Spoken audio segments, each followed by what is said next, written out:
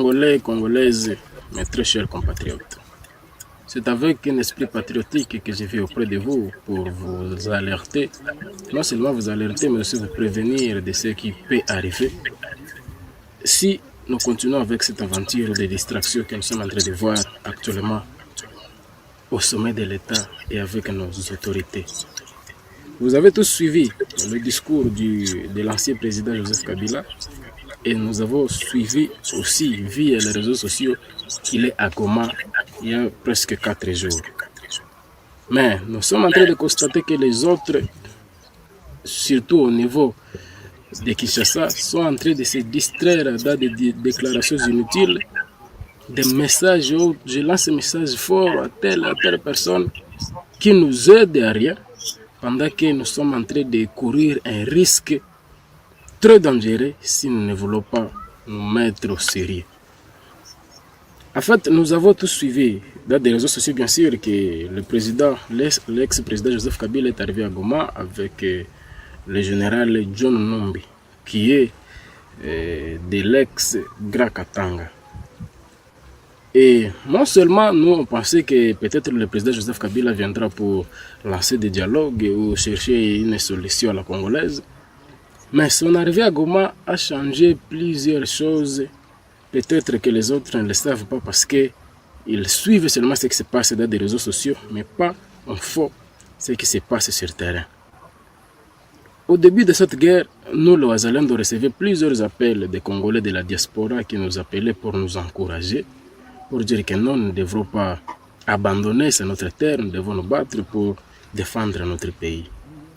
Mais dès l'arrivée de l'ancien président Joseph Kabila à Goma, nous sommes en train de recevoir les appels des Congolais de la diaspora et ceux qui sont au pays, qui nous disent de ne plus combattre, et d'ailleurs qui sont en train d'étudier un plan de reddition pour que nous rendions auprès de l'ennemi, parce que c'est là où le nécessaire est de chasser le président Félix d'abord, et puis d'autres choses on verra après. Pendant que nous, les Ouazalendo, nous savons que ce n'est pas ça l'objectif.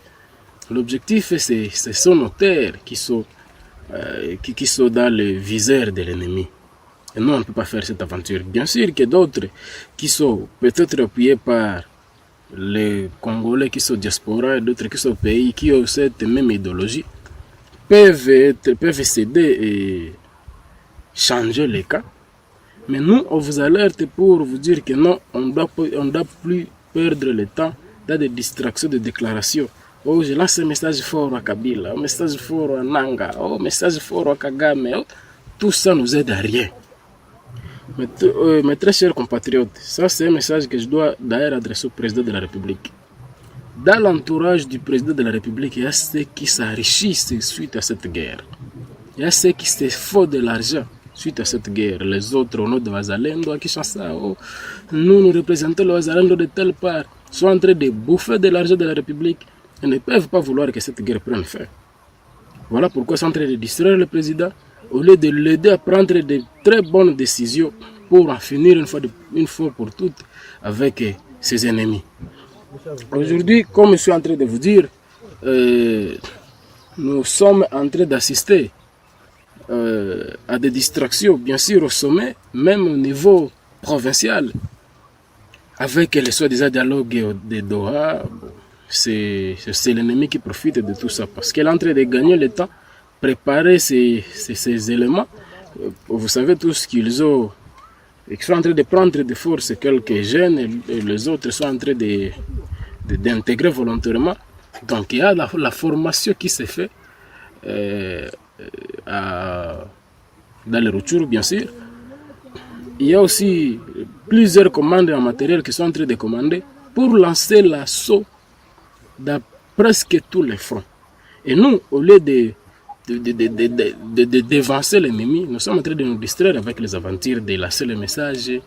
Oh, nous attendons la fin du dialogue de Doha. Ce sont des distractions, c'est l'ennemi qui est en train de profiter de tout ça. C'est pourquoi je préfère lancer ce message aux autorités, aux décideurs de la République, de ne plus perdre le temps, d'ailleurs de procéder à l'assaut global, parce que c'est possible, oui. Il suffit d'avoir cette volonté. Nous, les Ouazalendo, nous sommes prêts. Nous sommes toujours dans nos maquis. Les FARDC sont prêts. Mais il suffit de leur montrer que c'est le temps.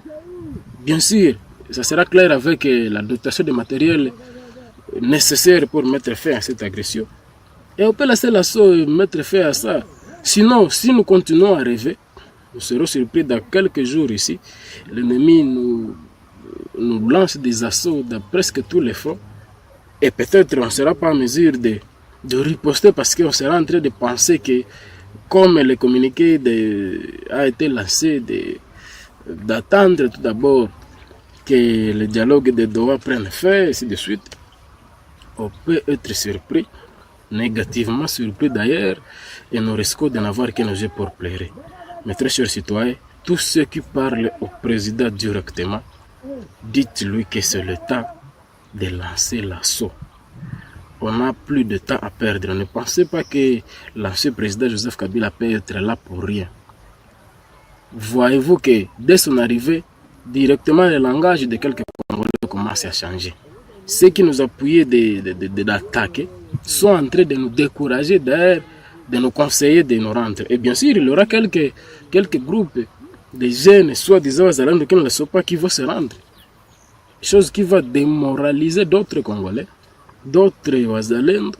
Et même, il y a aussi, on sait, de notre FARDC, plusieurs officiers qui sont toujours aux ordres de l'ancien président Joseph Kabila, qui sont amis du général John Numbi.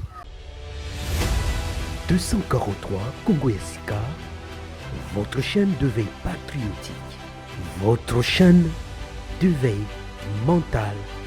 243 Congo Yesika, Congolais, debout, Congolais, Téléma.